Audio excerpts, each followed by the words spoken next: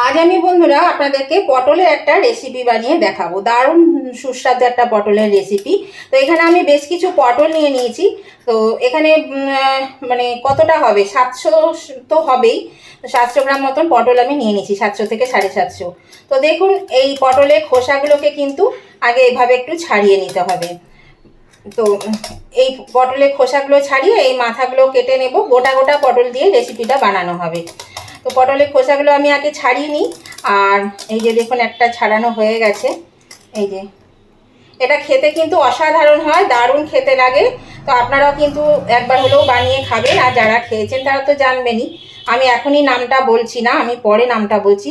এই দেখুন, একটা পটল আমি কেটে নিয়েছি, আর এই দিক থেকে এইরকমভাবে আর্ধেক আর্ধেক করে এইরকম কেটে দিচ্ছি খানিকটা করে। তো প্রত্যেকটি পটল কিন্তু আমি এইভাবে কেটে নেব। তো আমি সুমনা চলে এসেছি আমার রেসিপি ঝুলি থেকে একটা রেসিপি নিয়ে। আশা করি আপনারা সকলে ভালো আছেন, সুস্থ আছেন।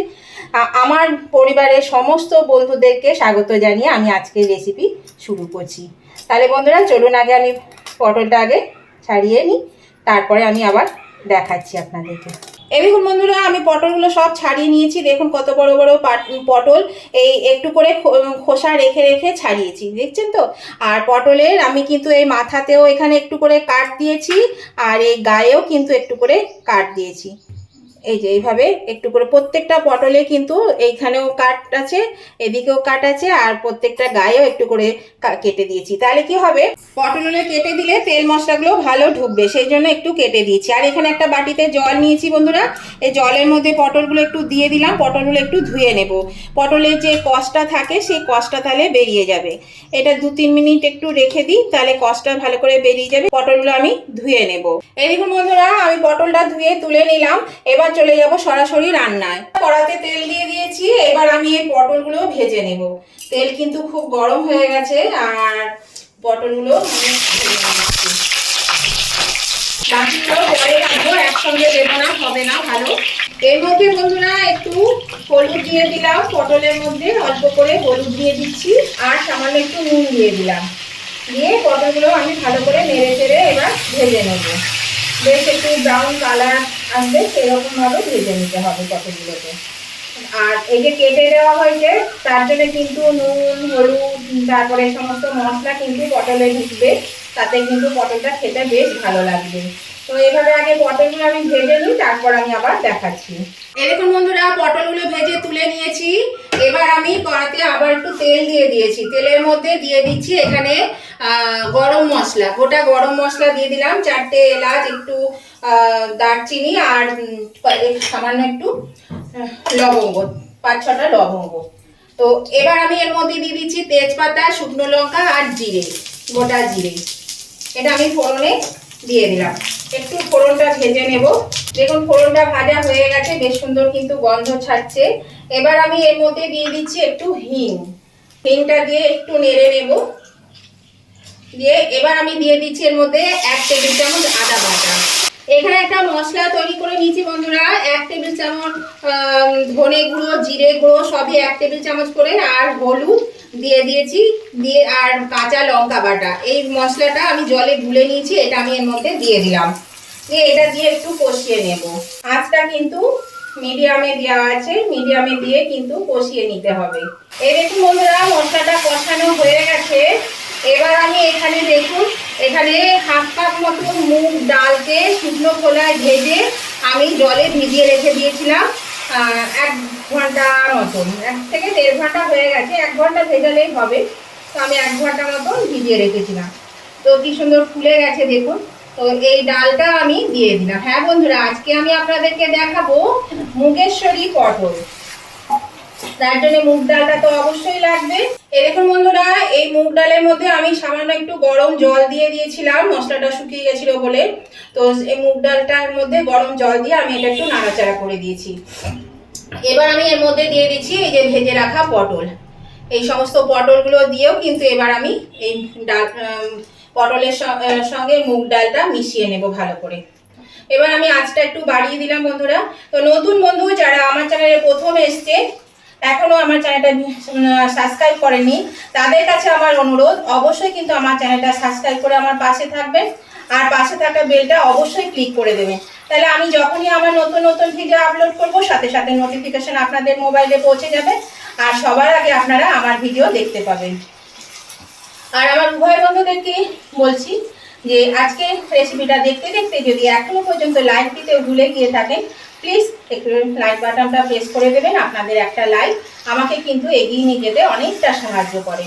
আজকের রেসিপি আপনাদের যদি ভালো লেগে থাকে, খুব ভালো লেগে থাকে, তাহলে অবশ্যই কিন্তু প্রচুর পরিমাণে আপনাদের বন্ধু বান্ধব আত্মীয় স্বজন সকলের কাছে কিন্তু একটু পৌঁছে দেবেন, তাহলে কিন্তু সবাই এই রেসিপিটা পেয়ে যাবেন। আর কেমন লাগলো আজকের এই রেসিপিটা বন্ধুরা, সেটা জানাতে কমেন্ট করতে ভুলবেন না। আপনাদের মিষ্টি মিষ্টি কমেন্টগুলো পড়তেও ভালো লাগে, আর একটা কমেন্ট আমাকে পরবর্তী রেসিপি বানাতে অনেকটা কিন্তু উৎসাহিত করে।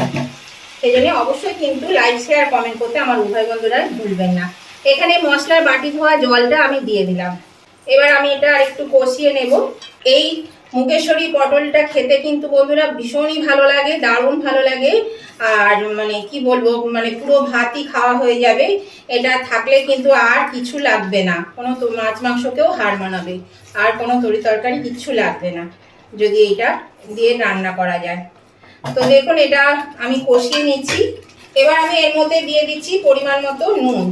পটলে নুন দেওয়া ছিল, সেই বুঝে মানে ভাজার সময় নুনটা দিতে হবে। এটা আবার নুন দিয়ে নেড়ে দিচ্ছি ভালো করে।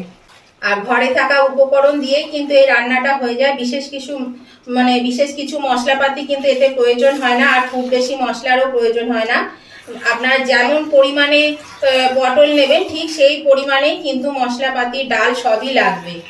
দেখুন আমার কিন্তু পটলটা বেশ ভালো করে কষানো হয়ে গেছে, ডাল আর পটল। তো এর মধ্যে আমি আর জল দেব না, কিন্তু কিছু একটা দেব।